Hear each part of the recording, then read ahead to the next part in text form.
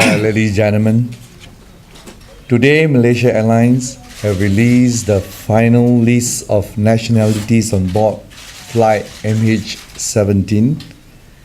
Each of the numbers represent a life lost and a family in anguish. After this press conference, Malaysian Airlines will release the full passengers manifest. Malaysia mourns the loss of all 298 passengers and crew.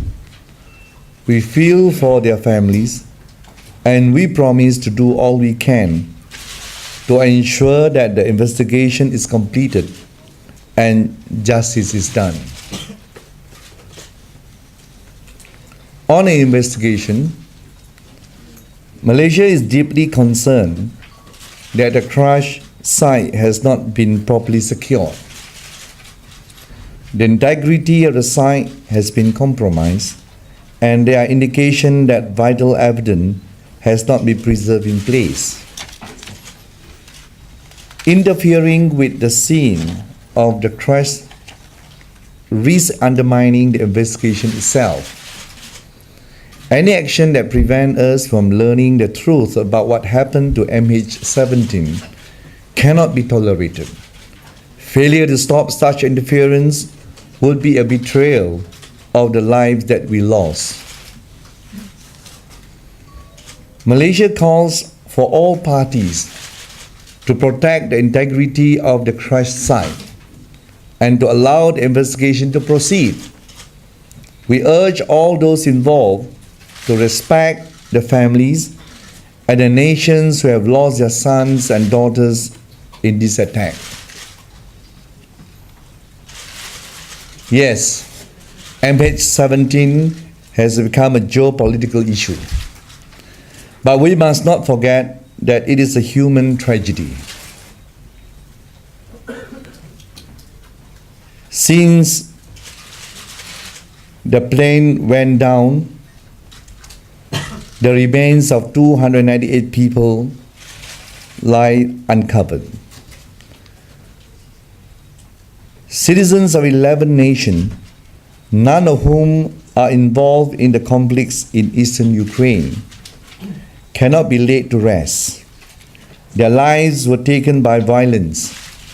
Now violence stopped them being accorded their final respect. This cannot continue.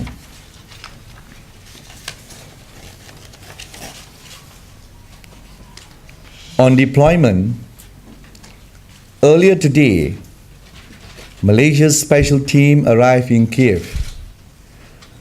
We ask for continued support from the Ukraine government and the other parties involved, as the team seeks to assist the Ukrainian authorities in recovering and identifying the remains of the passengers and the crew, and with their wider investigation. The world has a moral obligation to ensure that the remains of all victims are recovered and treated with respect. We will play our part in fulfilling this obligation. That is why, later today, I will join the Malaysian team in Kiev, where I will work with my counterpart in the Ukraine government to support efforts to retrieve the remains and to assist with the investigation.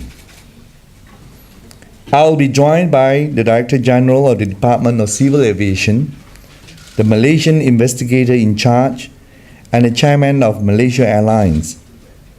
The CEO of Malaysia Airlines is already in Kiev. On the flight path, on the matter of MH17's flight path, I would like to refer to recent reported comments by officials from Eurocontrol, the body which approved European flights path under ICAO rules.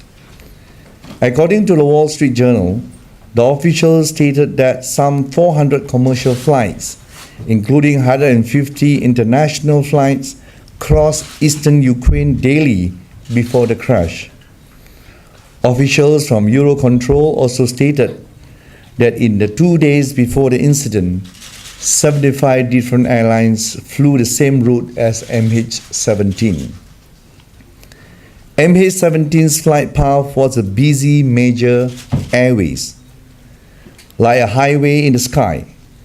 It followed a route which was set out by the International Aviation Authorities, approved by Eurocontrol, and used by hundreds of other aircraft. It flew at an altitude set and deemed safe by the local air traffic control, and it never strayed into restricted airspace. The flight and its operators followed the rules, but on the ground, the rules of war were broken. In an unacceptable act of aggression, it appears that MH17 was shot down, its passengers and crew killed by a missile. This outrage cannot go unpunished. Once again, Malaysia condemned this brutal act of aggression and called for those responsible to be found and to face the full force of justice without delay. Thank you.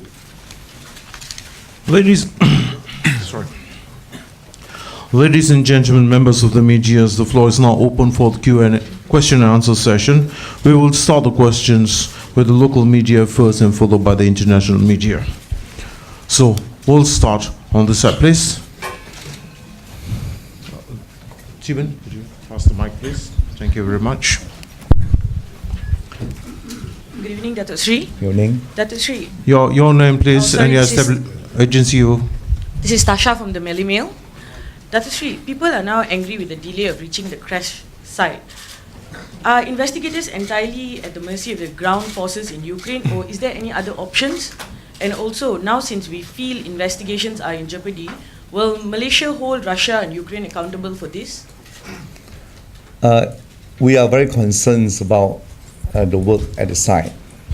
We need to retrieve the human remains as fast as we can. There's a reason why we immediately dispatched our team there. They have reached there early this morning, and we hope that we can enter the site as promised by the Ukraine government. Ukraine government has assured us of a safe corridor to enter the site. So to expedite the matters, there's a reason why I will go to Ukraine this evening and hope that I can assist and expedite the matters. Yes, please.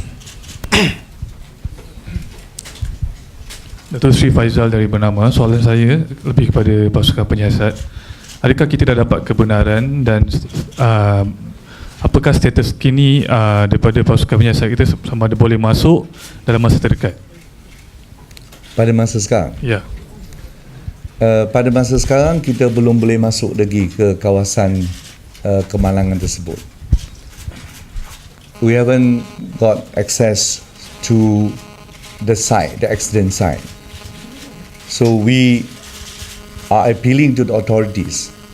They have to clear the site, and we need the support of the world to ensure that the site are not tampered. We must have the full access to the site, and we must ensure that those evidence at the site are not tampered, and we also hope that we can ensure that justice can prevail. All right. The gentleman here, third row. Could somebody please pass the mic, please? Thank you. Good day, Datuk Sri. Ismail from Bernama. Right. What is the status of the black box? Can you confirm if the black box is now with the Russian pro-Russian separatists? Can you confirm that, since most of the foreign media has reported that And also, aside from getting into the crash site, what are the challenges facing the investigation team there? Thank you. There is no confirmation on the black box. We have to counter-check on the details. So as of today, we have to counter-check this detail. And we hope that we can assist the search and also the recovery at the site as soon as possible. That's why our team are there, and I'm going there so that we can quickly retrieve the remains human's body. Yeah. Yes, the lady there on the front.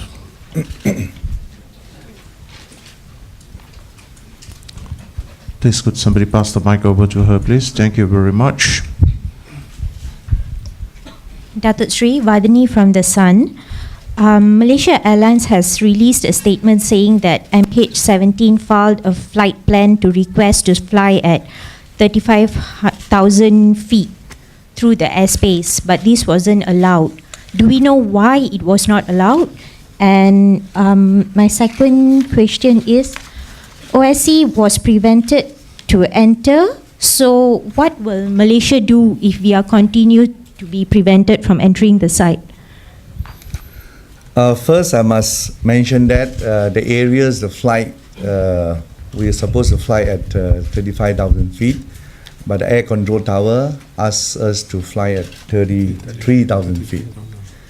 So I think we have to obey the control tower directive, and that is the decision.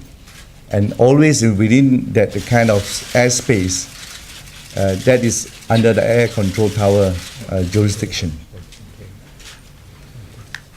Right. So if they not allowed us to go to the site, I think this is inhumane.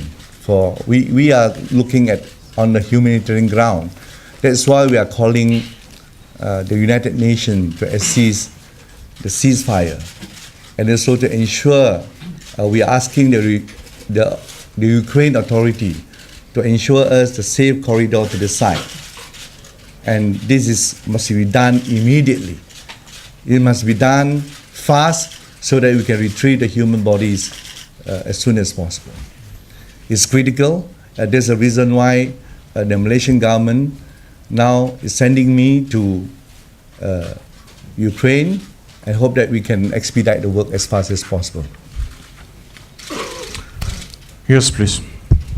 Datuk Sri, Faris daripada TV3. Datuk Sri, betul ke path ataupun route flight tu tersasar sedikit 45 km jauh sedikit, dan antara tempat disebabkan ada satu laporan mengatakan bahawa pilot sendiri ingin ada depan tu ada hurricane, dan nak mengelak daripada hurricane tersasar 45 km away from that path. Ya, Captain Nizam akan jawab. The flight path, the MH17 did not deviate from its flight plan route. There were aircraft, Malaysia Airlines aircraft before that. We confirmed there was no hurricane at that vicinity. And even the aircraft behind it, there's no weather activity. Yes. Saya nak jelaskan juga bahawa laluan tersebut dengan laluan yang dikatakan bahaya, jaraknya lebih kurang 100 kilometer away. Memang jauh. Kalau kita lihat bahawa kawasan yang diberi amaran adalah kawasan yang di sebelah selatan, laluan kita adalah laluan di sebelah utara, 100 kilometer jauh bezanya. I also like to add, before MH17, there's a Thai international aircraft flying in that area. Uzbek, there's Singapore Airlines as well on the same route. Yeah, as I mentioned earlier, there are more than 15 flights, airlines from the Asia Pacific region using that route. So it is what we call a very busy highway. Just like we are talking about highway. I'm traveling from Kuala Lumpur to Singapore. The highway is clear. The highway is safe. I'm driving down to Singapore. Then halfway, the bridge collapsed, and I'm the victims. So can you blame me on that? So we are actually traveling at the route approved by the ICAO and also the Euro Control Tower. This moment ada tak misal tu ada siapa yang menyatakan mereka bertanggungjawab, Russia or Ukraine itself? Kita sekarang yang paling penting kita nak pastikan siapa yang menembak kita. Who actually shot Malaysian aircraft MH17, and that's the truth that we want to know, and we want and we demand justice. Okay, we go on to the next question, please. Yes, at the back there, please. Chiban, could you please? Just pass the mic over, right? Yes, to the gentleman. Yes. Thank you, Dato. Sorry. My question is directed You're to from, sir, could you- my name is Nigel. I'm from Malaysia, Kini. My question is directed to Captain Isham. I know that the MAS has said the route is safe, but did MAS take any proactive measures knowing that the conflict is there? Did any MAS pilots prior to the incident propose any changes as a proactive action, preventive action? Okay, we are aware of the tweets and through social media with regards to pilots reporting and reverting to us with regards to the route is dangerous. That accusation is false. There was no report from our pilots. Malaysia Airlines flies our aircraft and anywhere, any part of the world seriously, and safety is paramount to us. So those routes were validated and we ascertained that it is safe to fly. Yes. At the back there, please. The third one, yes. Hi, I'm Sulin from Awani. Just to check, to get on record, the MH was supposed to fly at 35,000 feet, right? But was instructed to fly at 33,000 feet, just 1,000 feet above the restricted airspace. Just want to get on record. Is this a normal thing to do, to fly so low towards the restricted area? Maybe.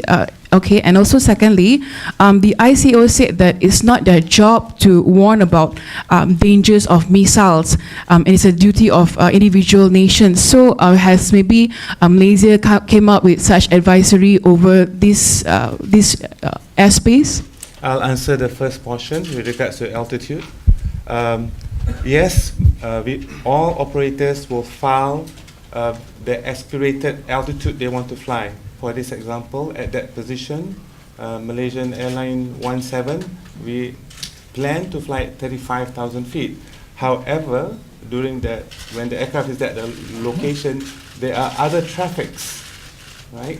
That the air traffic control at Ukraine is managing doesn't permit Malaysia Airlines 17 to climb to 35,000 feet. So the next best altitude, they were given 33,000 feet, which is above the altitude which is we were not allowed to fly. So that's how they end up at 33,000 feet. And with regards to ICAO. On your second question, ICAO is the highest policy making body in the civil aviation. They set out the standard and recommended practice in the 19 annexes that they produced under the Chicago Convention. So each country, each of the air navigation service provider, if there's any conflict, any dangerous situation on ground, then they are responsible to come out with a notice to airmen to warn the industry that there are certain areas that have any conflict or any dangerous situation. So it's up to them. But this country must comply to the protocols of the ICAO. So ICAO is international authorities overlook into the whole airspace policies. So the air control tower is the one who ensure that whether any aircraft can use the routes. So once it is cleared, before the aircraft can take off, they must have a clearance from all the air traffic control tower. And as long as it's cleared, then only the aircraft can take off, and it is approved routes, as I've mentioned yesterday. All right, ladies and gentlemen, that's for the local media. Now we go to the international media. Yes, please, we'll start with you. Thank you. I'm from Xinhua News Agency of China. My question is, what kind of measures will be taken to ensure the investigation work to be fair and objective? Thank you. We are asked for an independent investigation team, and we actually we are invited by the Ukraine authority to send in the accredited experts, and we have sent in 2 persons to help in the investigation. So we hope that the investigation into this tragedy can complete as soon as possible. Yes, please, the gentleman behind there. Yeah. Minister, hi, Siva from Reuters. Just to follow up on that ICAO question, I understand what is being said here, but several other airlines from other countries diverted out of their own will. They said that they will not fly over this particular route or this particular area, Korean Air, for example, Qantas, and others. So my question is, did Malaysia come up with anything that would warn its airlines not to do it? Did Malaysia Airlines come up with anything that would give them any warning? Are you planning to set up anything that would give you early warning, that would allow you to not fly over any area that's not secure? Because in this instance, while you say that some airlines did fly, others avoided it because their security people said that that's not safe. First and foremost, Qantas doesn't fly that route, right? Because they fly to Europe via Dubai. They have one flight. Correct. And Korean airline, it will be non-economical for them to fly that route because it's a direct, is going south and going back to Korea. There are other airlines which correct. avoid it as well. Correct. Those decisions are made based on threat analysis of each individual airlines, right? For Malaysia Airlines, our threat analysis says it is safe. So you conducted your own threat analysis? All airlines conduct their own threat analysis. And it was safe? Yes. And what about the Malaysian government? Yeah, more importantly, we are also guided by the ICAO. We are guided also by the country concerned. The authority in every state will advise the Malaysian government. So as far as we are concerned, we abide by the international rules. Yes, your question, please, sir. John Sparks, Channel 4 News. If you were guided by your own threat analysis on that route, then did you make a mistake allowing MH17 to fly over eastern Ukraine? Do you accept that you made a mistake? No, I believe we did not make a mistake. The notice to MN was published at position tarmac on Alpha 87. Restriction is surface to 32,000 feet. We filed for flight 35,000 feet, and the air traffic control gave us 33,000 feet.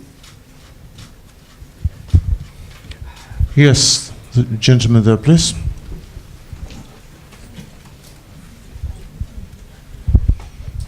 Thank you. Mark Stone from Sky News. We understand that your Prime Minister has spoken to the Russian President Vladimir Putin. Can you give us a sense of how that call went, any of the content of that call? And can you also convey, if you can, the mood of the Malaysian people as you come to terms with another catastrophe so soon after MH370? Yeah, Malaysian Prime Minister Dr. Sri Muhammad Najib take a proactive action to ensure that we can recover the human bodies as soon as possible. This is a tragedy for us, and we are taking a lot of actions to ensure that we can recover the human remains. So my prime ministers have contacted many leaders over these 2 days, including Ukraine Prime President, and as I said, Mr. Putin. And most important, in the conversation, we have emphasized that we are appealing to the world to ensure that we have a safe path to enter the accident site. We wanted to retrieve the human remains as soon as possible. It's very critical. It must be done immediately. So the clear passage for our people, our team to move in, and it's a reason why. And my Prime Minister also called Mr. Ban Ki-moon. We called David Cameron. Call many world leaders to give the assistance so that we can actually have a clear path, a safe site to enter the accident zone. The world's eyes appear to be on Russia and on Vladimir Putin. Did you get the assurance, did your Prime Minister get that assurance from Vladimir Putin that access to the site and the help of the Russian government will be given? They are trying their level best to assist Malaysia to ensure that we have a safe site. All right, we'll go on to next, please, right in front here. Tom Phillips from the Daily Telegraph from the UK. So if the people behind this act of aggression, as you said, were here in front of you now, what would be your message to them? What is your message to the people who committed this outrage, please? I think we have to appreciate life. It's crucial that we must respect life. We shouldn't take life for granted. How do you feel about those people? If they were here to you, what else would you say? We must stop violence in this world. Sorry? Stop violence. It's inhumane to shut down and commercial aircraft. How do you feel about those people? It's very painful. We are very, very sad. We are angry over these matters. All right, we'll move on. Yes, please. Hi, I'm Jason from the Wall Street Journal. Before today, the Prime Minister, as well as Mr. Ishimuni just earlier, has refused to apportion blame, and you said just now that it appears, I'm quoting you, it appears MH17 was shot. Does it mean that Malaysia accept that MH17 was shot down by a missile, and there's and do you accept this explanation? Is this the official position right now? Yeah, before the investigation completed, but we want the truth. As I have said, Malaysian government want the truth to these accidents or to these incidents, and as from all the sources coming back, the information coming to us, that it appears that it has been shot down. And it's a missile shooting down the plane. So so the government accepts this explanation that it has been shot down by a missile. There's a reason why we want to expedite the investigation, and we want to bring justice to the people here, and we demand justice to be done. All right, one last question. Yes, the gentleman there, please. Yes.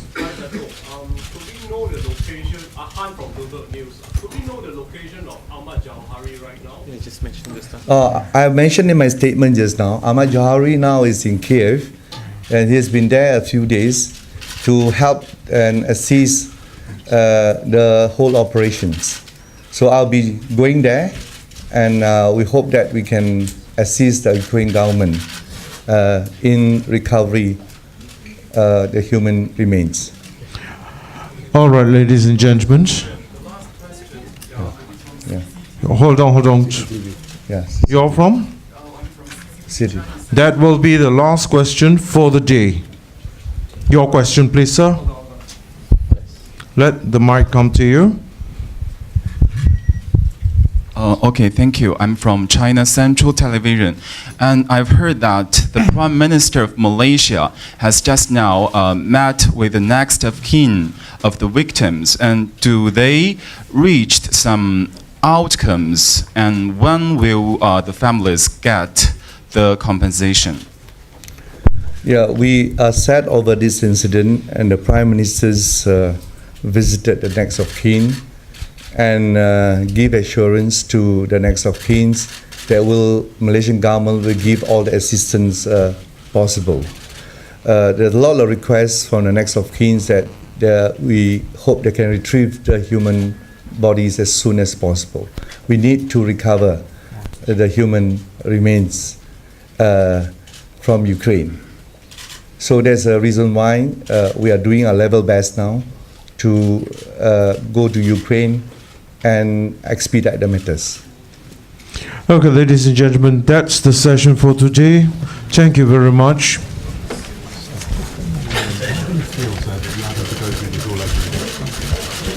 I have that's my work, my responsibility, so I focus my work.